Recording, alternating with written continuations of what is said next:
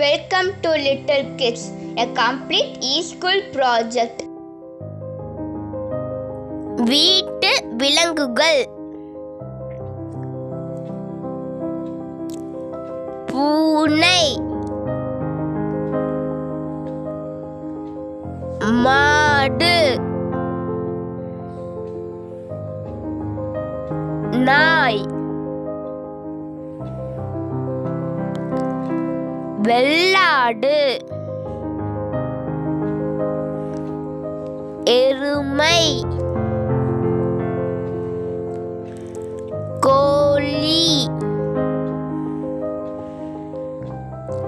சேவல், குதிரை, முயல், வான்கோழி, பன்றி.